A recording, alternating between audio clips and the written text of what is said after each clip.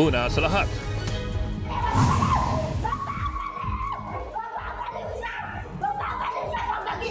labing-apat na estudyante sa Palawan biglang nagsisisigaw at nagpumiglas. Meron ding hinimatay. May mga nagsabing sinapian daw ang mga estudyante. Ang paliwanag ng eksperto, abangan. Magandang gabi, Pilipinas. Sa Frontline tonight,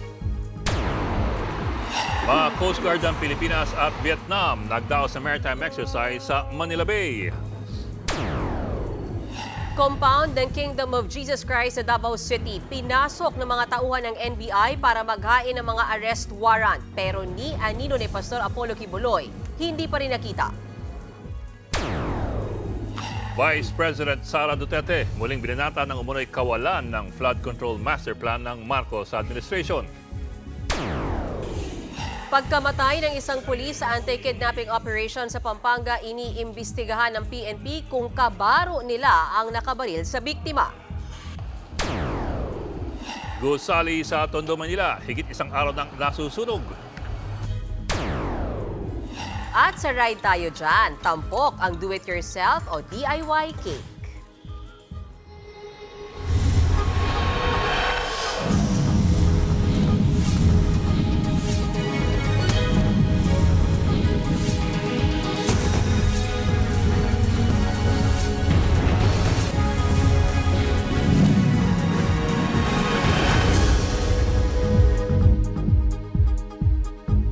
Pinasok ng mga tauhan ng NBI ang compound ng Kingdom of Jesus Christ sa Davao City para maghain ng mga arrest warrant laban kay Pastor Apollo Kibuloy. Pero ni anino ng pastor hindi pa rin nakita. Nasa frontline ng balitang yan, si Bril Montalvo.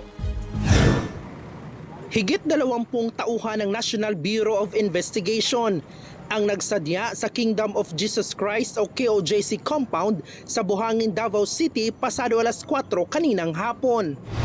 Ang pakay nila, maghain ng 2 arrest warrant laban sa pugante at KOJC founder na si Pastor Apollo Kibuloy mula sa Quezon City at Pasig City Regional Trial Court dahil sa kasong qualified human trafficking. Inihain din ang arrest order mula sa Senado dahil naman sa hindi niya pagdalo sa mga pagdinig kaugnay ng mga reklamos ng umano'y pang-aabuso sa ilang miyembro ng KOJC. Ang mga miyembro ng KOJC ang tumanggap ng mga arrest warrant. Sa higit isang oras na pag-iikot ng NBI sa compound, hindi pa rin nakita si Pastor Kibuloy. Pinasok namin yung kingdom, no? Consists of 4.2 hectares, a 3-story kingdom, and meron siyang underground. Pinasok natin yung buong area. And so far, wala naman tayong nakitang mga akusado, including Pastor Kibuloy. Hindi pa natapos ang pag-iikot sa compound dahil sobrang laki ng lugar. Nilinaw naman ng NBI na hindi sila nakatanggap ng impormasyon na nasa loob lang ang pastor. Una nang sinabi ng Davao Police na nasa loob lang ng KOJC compound ang puganting pastor. Ayon naman sa legal counsel ni Kibuloy, naging mapayapa ang paghahain ng arrest warrant ng NBI. Tularan daw sana ito ng PNP. Hindi kailangan na magdala ka ng maraming armas dito kung makipag-cooperate po sila sa amin. No need to show force, no need to bring Armalites, no need to bring a lot of helicopters. Giit ng KOJC members, hindi sila masasamang tao kaya respetuhin daw sana ang kanilang compound. We're a peaceful, loving people. Resident ito ng mga kingdom members and full-time miracle workers, mga missionary. So this is our home. At kung gusto niyo mang pumasok kahit kaninong bahay, magbigay po kayo naman kayo. Galangin niyo naman yung pamamahay namin. Noong Hunyo lang, nang maging tensyonado ang paghahain din ng arrest warrant ng PNP Criminal Investigation and Detection Group at Special Action Force nang makaharap nila ang mga miyembro ng KOJC.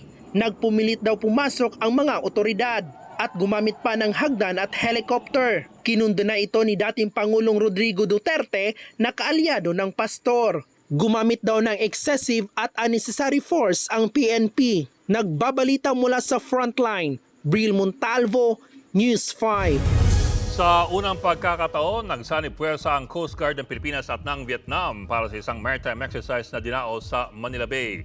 Pero paglilinaw nila, wala raw itong kinalaman sa tensyon sa West Philippine Sea. Nasa frontline ng balitang yan, Rainiel Pawid. Binomba ng water cannon ang barko na yan na nagliliyab sa gitna ng Manila Bay. Ang eksenang yan, bahagi ng kauna-unahang joint maritime exercise ng Coast Guard ng Pilipinas at Vietnam. Nilahukan yan ng 2 vessel ng PCG at isa naman mula sa Vietnam. Bukod sa firefighting exercise, nagsagawa rin ng life-saving exercise kung saan sinubok ang PCG at VCG sa pagsagip sa mga dami na mistulang nalulunod sa dagat. Nagpadala pa ang PCG ng helicopter para magsagawa ng aerial surveillance. Nagsagawa rin ng passing exercise kabilang ang search and rescue mission, communication exercise at medical evacuation. Ayon kay PCG Captain Lawrence Roque, layo ng joint maritime exercise na palakasin ang interoperability at operational readiness ng dalawang bansa. Parehong claimant sa South China Sea ang Pilipinas at Vietnam.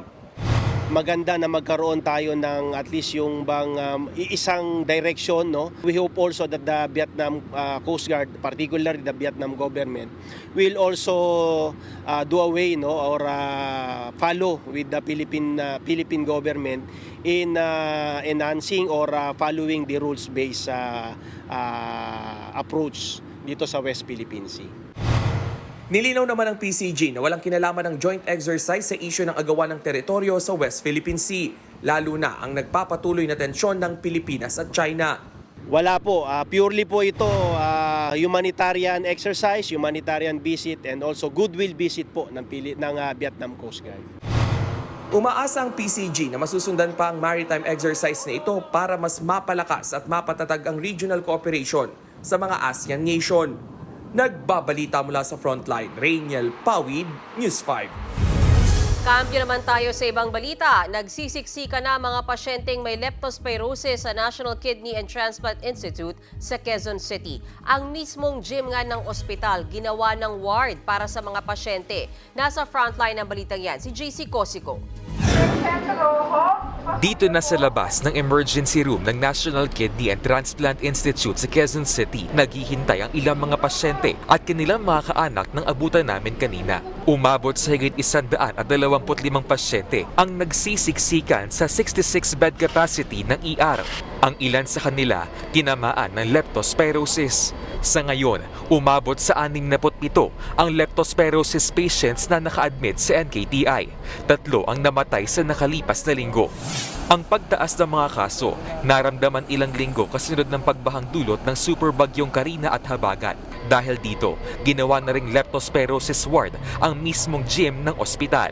Sa ngayon, nasa 40 pasyente ang naka-admit dito sa kanilang gym dahil nga sa leptospirosis. Karamihan sa kanila sumasailalim sa dialysis dahil nasa advanced stage na ang lepto at apektado na ang kidney. Isa sa mga pasyenteng nasa gym si Rolando De Guia Jr. Napalusong daw siya sa lagpas-taong baha para makapagsalba ng gamit sa Pasig. Makalipas ang ilang araw, doon na siya nagkasintomas. Humingi na po ang tulong sa asawa ko. Sumigaw na ako, may tulong. Dahil hindi ko na kaya yung panginginig. Patakbo na po ako ng ospital. Nagdagdag na ang NKTI ng mga folding beds. May bubuksan ding mga kama sa second floor na kanilang diagnostic building. Problema ngayon sa NKTI ang kakulangan ng health workers. Yung mga ibang department na hindi naman din masyadong heavy sa kanila, pinalipat din dito. May internal augmentation din kami, hindi sapat. Kaya nagpasaklolo na sila sa iba pang ospital at sa Department of Health para sa dagdag na health workers. Tuloy-tuloy naman daw ang assessment ng DOH. Dumating na rin kanina ang mga volunteer mula sa Philippine Red Cross. Nagmumula ang leptospirosis sa bakterya na galing sa ihi ng hayop gaya ng daga. Maaari itong pumasok sa katawan ng taong may sugat. Pwede rin sa mata, bibig o ilong kapag na-expose sa kontaminadong tubig. Kabilang sa mga sintomas ang lagnat, pananakit ng ulo at kalamnan, panginginig, pagsuka, rashes at paninilaw ng balat at mata. Sa buong Pilipinas, umabot na sa higit 1,400 ang kaso ng sakit, mas mababa kumpara sa higit 2,500 noong isang taon.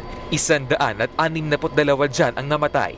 It will go to other organs. It loves to go to the kidney. Sana huwag magkaroon nitong mga severe complications of leptospirosis and maaagapan ito if they take the correct antibiotics.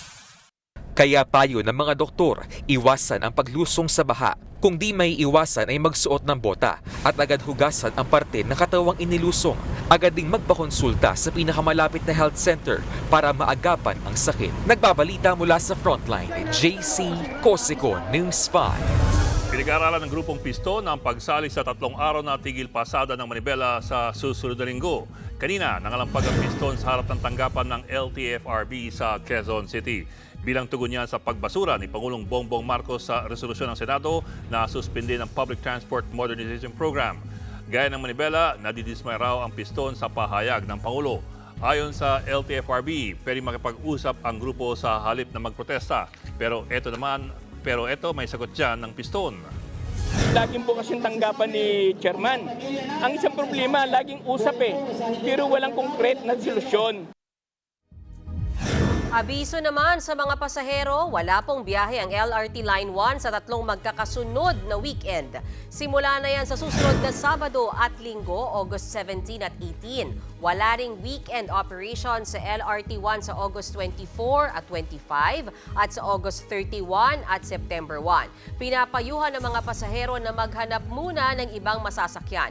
Ang pansamantalang tigil operasyon ng LRT 1 ay para mapabilis ang pagpapagawa sa Cavite Extension Phase 1. May 5 dagdag na estasyon sa proyekto ang Redemptorist, Manila International Airport, PITX, Asia World Ninoy Aquino at Dr. Santos Stations. Nakatakda itong buksan sa publiko sa katapusan ng taon. Good news naman sa mga kapatid nating motorista, may nakaambang big-time rollback sa petrolyo sa susunod na linggo. Sa taya ng Department of Energy, halos 3 pisong bawas presyo sa kada litro ng gasolina. Higit 2 piso naman ang ibababa sa presyo ng kada litro ng diesel at ng kerosene. Ito na ang ikalimang sunod na linggong bawas presyo sa diesel at kerosene, habang ikatlo naman sa gasolina. Ayon sa DOE, ang rollback ay bunsod ng lumalakas na piso at mababang demand ng krudo sa world market.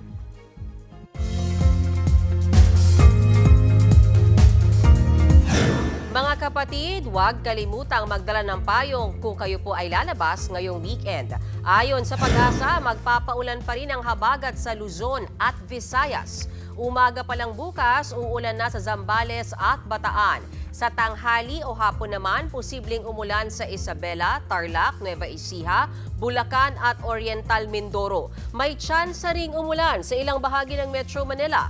Magiging maulan din ang hapon sa Capiz at Negros Island. Maulap hanggang sa makulimlim na panahon naman ang mararanasan sa Mindanao. Samantala, may namataan ng Pag-asa na kumpol ng ulap sa Taiwan na sakop ng Philippine Area of Responsibility. Ayon sa Metro Weather, pasilangan ang direksyon nito at posibleng maging bagyo oras na lumabas ito ng PAR sa Lunes. Babantayan natin yan kung mahahatak nito ang habagat. Susunod, napatay na pulis sa gitna ng isang anti-kidnapping operation sa Pampanga. Iniimbestigahan kung kapwa niya pulis ang nakabaril. Gusali sa Tondo, Maynila, buong araw nang nasusunog at pahirapan pa ring maapula. At Vice President Sara Duterte may patama sa mga lider ng bansa na hindi raw dapat nag-uudyukan ng cash, cocaine or champagne. Magbabalik pa ang Frontline tonight. Mga kapatid, Ed Lingaw po, nasa Estados Unidos, Canada o saan mang dako ka ng mundo, manatiling may alam at may pakialam sa mga mainit na balita dito sa ating bansa. Simulan natin ang bawat araw sa tuloy-tuloy na balitaan sa Frontline. Mag-follow at mag-subscribe sa social media pages ng News 5.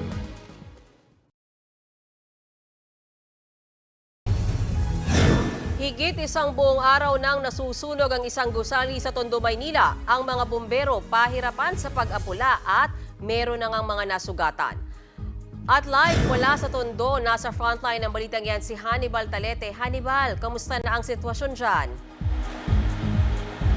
Kaya punong-puno pa rin ang mga fire trucks sa itong kahabaan ng Guidote Street sa Tondo, Maynila. Bagamat wala ng apoy, pero patuloy pa rin ang pagbuga ng tubig ng mga bumbero sa gusali. Kagabi pa nasusunog ang 4 na palapag ng gusaling ito sa Guidote Street sa Tondo, Maynila. 24 na oras nang nakalipas, nasa ikalawang alarma pa rin ng sunog. Mahirap pa na pagpasok sa gusali dahil sa kapal ng usok. Kaya naman, gumamit na ng oxygen tank ang mga bumbero. Sinabuyan na rin ng chemical ang apoy. Pabago-bago raw ang temperatura sa loob ng gusali, kaya tuloy pa rin ang pagliyab. Ang laman sa loob ng struktura na ito ay halo-halo. May mga cartons, mga plastics, may mga canister. So sa dami ng content sa loob, kaya nahihirapan po tayo masuppress pa dahil sa puno ng laman ang bodega. Nakalabas naman ang mga empleyado na stay-in sa gusali bago pa lumaki ang apoy. Yun nga lang, 18 mga bumbero ang sugatan sa pagresponde. Ang ilan sa kanila nakaranas ng hirap sa paghinga dahil sa nakakasulasok na usok mula sa mga nakaimbak na chemical. Ayon sa Bureau of Fire Protection, tinatayang aabot sa 20 milyon pesos ang halaga ng pinsala. Hindi naman nadamay ang mga establishmento na katabi ng gusali. Sa kabila ng pagod sa magdamagang pag-apula sa sunog, hindi pa rin natinag ang mga bumbero. Continuous ang aming suppression sa pamagitan ng tubig. Binababaran po natin ang lahat ng parte ng mayroon pang nakikita kaming baga. Mayan, sa ngayon na natin pa rin sa ikalawang alarma ang sunog. At sabi sa atin ng BFP ngayong gabi lamang ay pipilitin nilang ma-under control ang sunog ngayong hating gabi. Mayan? Alright, maraming salamat sa iyo, Hannibal Talete. Posible raw na bala mula sa baril ng pulis ang nakapatay sa kapwa niya pulis sa gitna po ng isang anti-kidnapping operation sa Angeles City sa Pampanga. Nasa frontline na balitang yan, Brian Castillo. Kuha ito noong August 3 nang salakayin ng mga tauhan ng PNP Anti-Kidnapping Group ang isang bahay sa Angeles City, Pampanga. Ikinasa ng mga pulis ang operasyon matapos makatanggap ng sumbong na narito ang 2 Chinese na danuko tumano sa Makati City noong araw ding iyon.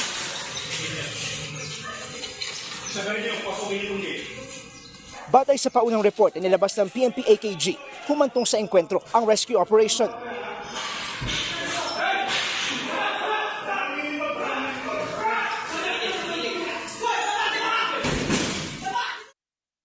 Naging matagumpay ang pag-aresto sa mga umunoy kidnapper at pagsagip sa mga biktima. Patay ang isang pulis habang sugatan ng isa pa nilang kabaro. Mag-iisang linggo matapos ang insidente, panibagong anggulo ang lumutang kaugnay sa operasyon. Mismo ang PNP na nagsabi na iniimbestigahan nila kung posibleng friendly fire o nanggaling sa kapwa pulis ang putok ng baril na naging sanhi ng pagkamatay ng isang pulis.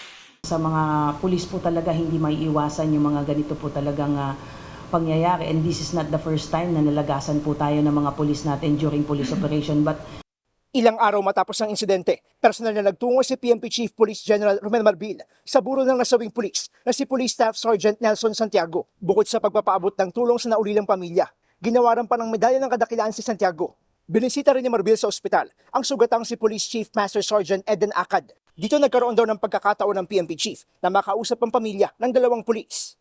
Naging bukas po yung ating PNP at ipinaliwanag sa mga pamilya kung ano yung nangyari. At isa lang po ang binigay na assurance po ng ating PNP na wala po tayong itatago kung ano man po ang nangyari. Nangako rin daw si General Marbil na tutumbukin ang punot dulo na nangyaring insidente at mananagot ang sinumang mapatutunayang responsable sa pagkamatay ng pulis. Ngayong araw, nagtungo sa headquarters ng PNP AKG sa Camp Crame ang ilang kinatawan mula sa Philippine Chinese Chamber of Commerce and Industry. Nagpaabot sila ng tulong pinansyal sa pamilya ng nasawi at nasugatang pulis. Nagbabalita mula sa frontline. Brian Castillo, News 5. Muling binatikos ni Vice President Sara Duterte ang Administrasyong Marcos dahil sa kawalan umano ng flood control master plan. Sa isang pahayag, sinabi ni VP Sara na naranasan niyang lumangoy sa baha na abot hanggang dibdib sa Davao City. Hindi raw ito masaya. Kaya buwelta niya sa pamahalaan, baka raw gusto na nitong ponduhan ang mga infrastructure project na naaayon sa master plan. O baka naman daw may alinlangan dahil Duterte ang alkalde sa lungsod. Sa huli, iginiit ng bise na hindi dapat nauudyukan ng pera, cocaine o champagne ang mga lider. Wala namang pinangalanan si VP Sara. Bago ang pahayag na yan ng bise, inalmahan na ni Senate President Chis Escudero ang mga pambabatiko sa Marcos admin. Ayon kay Escudero, kung meron man daw dapat singilin sa kawalan ng master plan, yan ay ang ama mismo ni VP Sara na si dating Pangulong Rodrigo Duterte. Kung may naumpisahan daw kasi noon pa, may nagagamit na raw sana ngayon. Patong-patong na reklamong kinakaharap ni dating COMELEC Chairman Andy Bautista sa Amerika. Dahil po yan sa umunay pagtanggap niya ng suhol mula sa kumpanyang nag-supply ng vote counting machine noong 2016. Nasa frontline ng balitang yan, Camille Samonte. Sinampahan na ng money laundering at bribery charges ng U.S. Federal Grand Jury sa Florida si dating COMELEC Chairman Andres Andy Bautista at 3 iba pa. Kaugnay sa isyu ng umano'y panunuhol ng kumpanyang kinontrata ng COMELEC para mag-supply ng vote counting machines noong 2016 elections. Base sa detalye ng indictment na inilabas ng U.S. Department of Justice, lumabas na binayaran umano ng $1 million ni na Roger Alejandro Pinate, George Miguel Vasquez at iba pang kasabwat nila si nooy COMELEC Chairman Bautista para makuha ang kontrata sa vote counting machines na ginamit noong 2016 elections. Kinuha raw ang sinuhol na pera kay Bautista sa pamamagitan ng pag-overprice sa kada makina. Nang makuha ang pera, dineposito raw ito sa iba't ibang offshore bank accounts sa Asia, Europe at sa Amerika, kabilang ang ilang accounts sa Southern Florida. Dahil dito, nakaharap ngayon sa reklamong conspiracy to commit money laundering at 3 counts ng international laundering for money instruments si Bautista, pati si Pinate, Vasquez at isa pang Eli Moreno. Hindi naman pinangalanan ng US Justice Department ang kumpanyang nanuhol umano kay Bautista. Pero matatandaang sa termino niya sa COMELEC na i-award ang halos $200 million contract para sa vote counting machines ng Smartmatic.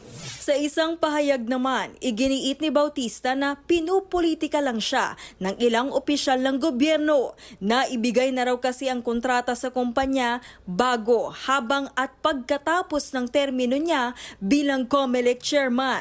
Ilalaban daw niya ang kaso sa korte at patutunayan niyang wala siyang kasalanan.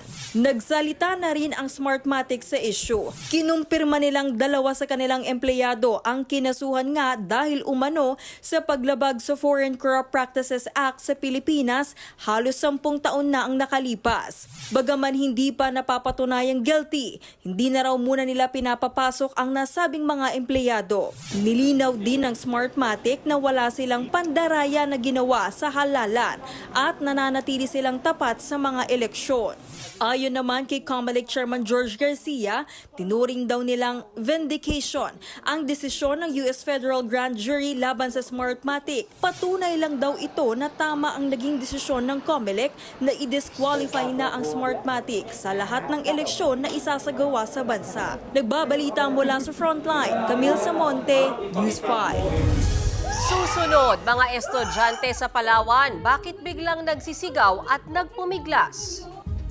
Lalaki ng halay na nakitumano sa anak ng kanyang kinakasama, arestado sa Antipolo. At Ivana Alawi may inamin tungkol sa pag-alis niya sa Batang Quiapo. Tutok lang mga kapatid dito sa Frontline Tonight. Mga kapatid, Mean Los Baños po, nasa Europa o saan mang dako ka ng mundo, manatiling may alam at may pakialam sa mga maiinit na balita dito sa ating bansa. Simulan natin ang bawat araw sa tuloy-tuloy na balitaan sa Frontline. Mag-follow at mag-subscribe sa social media pages ng News 5.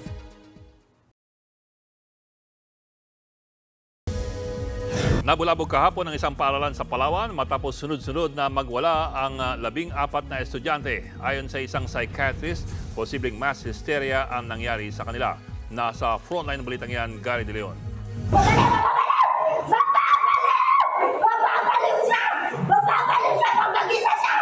Nagwala ang estudyanteng ito habang hawak-hawak siya ng mga tauhan ng barangay. Tumawa pa ang estudyante habang nagpupumiglas.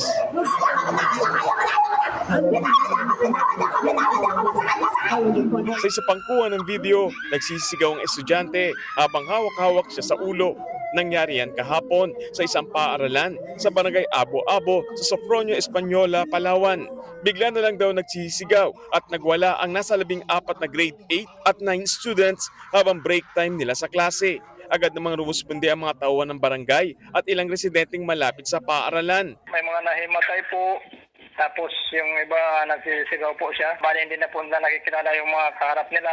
Ayon sa mga estudyanteng nakakita, sunod-sunod na nagwala ang 14 na estudyante. Ang paniwala nila, sinapian umano ang mga estudyante, pero ayon mismo sa kapitan ng barangay. Hindi ko po kumpirma kung yun ay sanid kasi una-una hindi po tayo sa ganong pangyayari. Agad namang isinugod ng mga estudyante sa health center ng barangay. Yun po, chinek po sila siyempre kung may mga sakit. Wala naman ang inakala sa medical center ay sintomas ka ng mga lagnat. Pero normal naman po sila normal naman. Dahil sa nangyari, kinansila ang panghapong klase sa natulang paaralan. Pinauwi rin ang mga nagwalang estudyante matapos silang kumalma. Pero ang isa sa kanila, nagwala ulit habang nasa bahay. Paliwanag dito ng isang psychiatrist, maaaring ito ay isang mass hysteria. So kung 12 to 14 years old, siguro it can be sabay-sabay sila. Meron silang shared experience na siguro ay for them it can be stressful.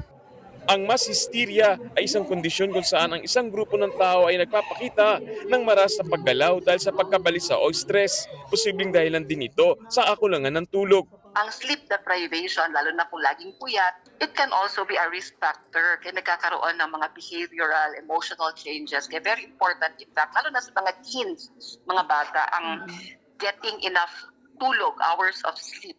Paano ng eksperto sa gitong mass hysteria? Number one is to keep calm, kalma lang, and hanap tayo ng someone, na person or authority. Ang important also is kung kaya papuntahin sila sa kung meron mang area na pwede silang yung mawala, mapalayo sa nag-trigger ng kanilang hysteria. Nagbabalita mula sa Frontline, Gary De Leon, News 5. Arestado ang isang lalaking nanghalay at nanakit umano sa anak ng kanyang kinakasama sa Antipolo, Rizal. Napag-alaman pang kinukunan ng video ang ginagawa niyang panggagahasa sa menor de edad na biktima. Nasa frontline ng balitang yan, si Ian Suyu. Inabangan ng mga operatiba saka hinuli ang lalaking yan sa barangay Kupang sa Antipolo, Rizal kahapon. Yan ay para sa 2 counts ng reklamong child abuse. Kinilala ang lalaking si alias Regan, 40 anyos. Ayon sa mga pulis, sinaktan raw ng lalaki ang menor de edad na anak ng kanyang live-in partner. Pero hindi lang iyan, napasugod sa istasyon ng pulis ang ina ng 13 anyos na dalagita nang makita ang isang memory card. Ang laman nito, mga malalaswang video ni Regan habang hinahalay ang menor. Kasunod nito, inamin na rin ng dalagita ang pambababoy at iba pang pang-aabuso sa kanya ng amain. Nanlumo siya nung nakita niya na may mga skandal doon ng suspect at ng panganay niyang anak. Ito ay klarong rape. Sa inisyal na investigasyon ng Antipolo Police, lumalabas na 3 taon na umanong pinagsasamantalahan ng suspect ang anak ng kanyang kinakasama. Posible raw na tsumechempo ang suspect na wala ang kinakasama. 10 years old pa lang, sinimulan na. So 13 years old na yung bata ngayon. Kung hindi na sila safe sa kanilang tahanan, saan na po sila tatakbo? So, yun yung nakaka-alarma dito. Napag-alamang ding pang-10 sa most wanted ng Rizal Province ang lalaki. Mangyak-ngyak naman ang suspect at tumangging magsalita. I-video mo pa yung ginagawa mong pagmumuleste dun sa stepdaughter mo? Sa abogado ko na lang, boss. Ha? Sa abogado ko na lang. Hindi ko kayang sagutin ho yan, abogado ko na lang. Hawak ng Antipolo Police ang suspect at nakatakdang sampahan ng karagdagang kasong statutory rape. Nagbabalita mula sa Frontline, Ian Sul, News 5.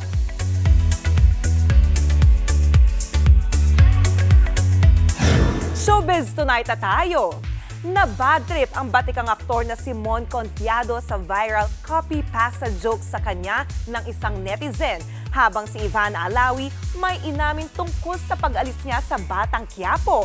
Yan at iba pa sa report ni MJ Marfori. For the new goals na ang bag ni Ivana Alawi. Ngayon nagpaalam na siya sa hit serye na FPJ's Batang Quiapo. Sunod-sunod na rin ang mga nakalinyang endorsement project para sa kanya. Pero inamin ni Ivana sa News 5 na hindi pa rin siya makamove on sa role niya sa serye as Bubbles. Kahit saan ako pumunta, lahat sila, bakit wala ka na? Bakit wala ka na? Kahit pumunta lang ako sa convenience store, gano'n na. So, doon ako nalulungkot na naman kasi naalala ko na naman. Kaya sinabi na rin ni Ivana ang tunay na dahilan kung bakit siya umalis sa Batang Quiapo. Kami, ako, yung production at si Coco, lahat kami okay. It was my decision and I had to because of my work na nagpatong-patong na. Dahil 3 months lang talaga and umabot na ng 11 months yung taping. So, it was hard for me to call them and tell them na hirap na ako at hindi na din kakayanin mag-tape. Speaking of Batang Quiapo, nakapagtala na naman ang serye ng panibagong record sa episode nito kagabi. Umabot sa mahigit 665,000 ang mga nanood sa online live stream. Kaya mga kapatid, huwag nang magpahuli. Tumutok lang sa Batang Quiapo tuwing alas 8 ng gabi sa Todo Max Primetime 5 ng TV5. Pumalag naman ang batikang aktor na si Mon Confiado sa malisyosong post ng isang netizen.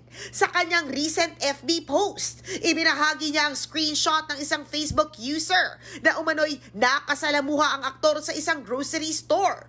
Dinuduro-duro pa raw ni Mon ang netizen. Kumuha at di raw nagbayad ng tsokolate si Mon at may pinagsisigawan na kahera. Nang sitahin ni Mon ang account, sinabi ng netizen na joke lang ang post. Hindi yan nagustuhan ni Mon. Copy-pasta raw ang post o isang uri ng online joke kung saan may kinokopyang text ang netizen mula sa ibang post para makakuha ng reaksyon. Sa huli, sinabi lang ni Mon sa netizen na hintayin na lang ang gagawin niyang legal na aksyon. Nabiktima naman ng mga peking direktor ang aktor na si Raymond Bagatsing. Sa kanyang IG post, nagbabala siya laban sa mga nagpapanggap na Direk Loren Yogi at Direk June Lana. Kwento ni Raymond, nag-quick audition siya via Telegram sa isang nagpakilalang Direk June Lana. Kasunod na rin yan ng mensahe sa kanya ng isang nagpakilalang Direk Loren Yogi. Ang eksena, pinaguhubad siya ng damit habang kunwari may sexy anniversary call sa kanyang misis. Umalma na lang siya nang inutusan na siyang gumawa ng iba pang kalaswaan. Paglilinaw ng Star Magic, wala silang ganitong audition. Hindi rin daw si Direk Loren ang nagme-message kay Raymond. Kaya wag daw sumagot kung makakatanggap ng ganitong klase ng mensahe. Nagbabalita mula sa Frontline, MJ Marfori, News 5. Eto na ang hinihintay ng mga Yolmates. Inanunsyo na ang release date ng first solo album ni EXO Chanyeol. Sa August 28 ilalabas ang mini album ng Cherry Prince na Blackout. May poster na rin ito online kung saan tumatakbo si Chanyeol sa picture. 6 songs meron ang album, kabilang ang Blackout, Hasta La Vista, Ease Up, Back Again, I'm On Your Side Too at Clover. Sa October 19 naman, bibisita dito sa Pilipinas si Chanyeol para sa kanyang solo show na Cityscape sa Smart Araneta Coliseum. Abangan, bahagi ng Japan niyanig ng magnitude 7.1 na lindol, may banta pa ng tsunami. At do-it-yourself the cake, sinubukan ni Johnny sa Ride Tayo Dyan. Tuloy-tuloy ang balitaan dito sa Frontline Tonight. Mga kapatid, Ed Lingaw po, nasa Estados Unidos, Canada o saan mang dako ka ng mundo, manatiling may alam at may pakialam sa mga mainit na balita dito sa ating bansa. Simulan natin ang bawat araw sa tuloy-tuloy na balitaan sa Frontline. Mag-follow at mag-subscribe sa social media pages ng News 5.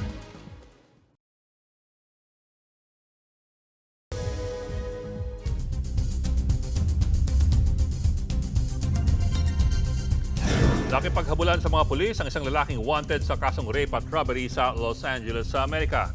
Gumamit ng spike ang mga pulis para butasan ang gulong ng minamaneho niyang SUV. Yun nga lang, nagpatuloy pa rin ang suspect sa pagandar. Kalaunan na corner ng mga pulis ang lalaki sa kalsada na katabi ng isang ospital. Hindi na nakatakas ang suspect kaya't kusa na siyang sumuko at saka inaresto. Niyanig ng magnitude 7.1 na lindol kahapon ang Timog Kanluran ng Japan. Ayon sa Japan Meteorological Agency, sa coastal area ng Miyazaki ang epicenter ng lindol na naranasan pasado alas 4 ng hapon. Nakuha ng video ang malakas na pagyanig sa ilang lugar doon. May nilabas ding tsunami advisory sa coastal areas ng Kyushu at Shikoku pero binawi rin ito kinagabihan. Hindi naman ito nagdulot ng malaking pinsala ayon sa pamahalaan ng Japan. Wala rin na ipaulat na nasaktang Pilipino. Kasalukuyang iniimbestigahan ng TV5 ang reklamo laban sa isang manager ng network na nadidiin dahil umano sa pang-aabuso. Naging usap-usapan ng issue ng lumapit sa radio program ni Senator Raffy Tulfo ang complainant. Pero bago pa man yan ay gumugulong na ang investigasyon ng network sa issue. Sa isang pahayag, iginigiit ng TV5 na alam nito ang insidente sa pagitan ng aming empleyado at sa isang independent contractor. Katunayan, agad naglabas ng notice to explain ng management at nagsasagawa na ngayon ng sariling investigasyon para matukoy ang katotohanan at magawa ang naaangkop na hakbang. Nakikipag-ugnayan na rin ang management sa mga taong sangkot. Makakaasa ang lahat na napoprotektahan ang karapatan at kapakanan ng lahat ng partido. Tinitiyak ng TV5 na patuloy ang pagtataguyod ng network para sa isang ligtas na working environment. Nakikiusap kami sa lahat na hayaan munang gumulong ang aming investigasyon.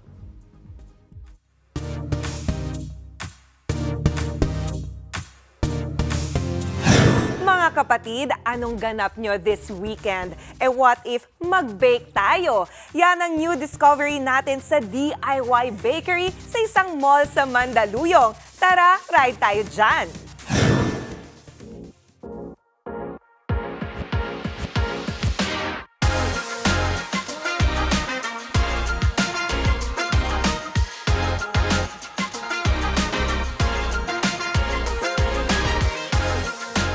Gusto mo bang mag-bake ng paborito mong cake pero wala kang experience o wala kang gamit?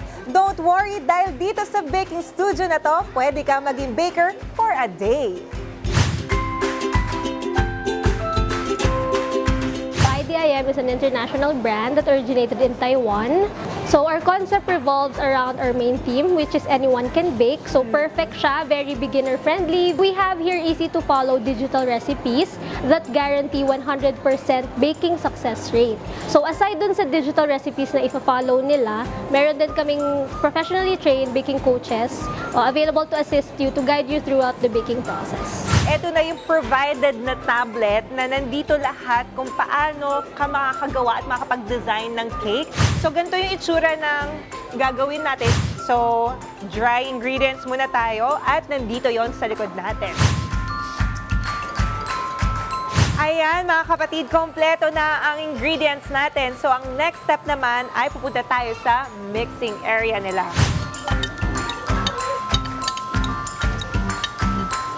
So ito na yon. Dadali na natin dun sa next station para lagay dun sa panghulma. Dito naman tayo sa oven.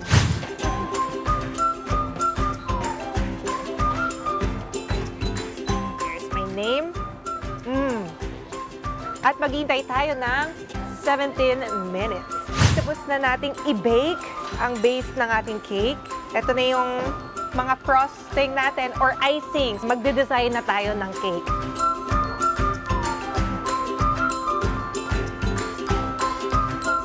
I'm getting the hang of it. Ito na talaga ang finished product.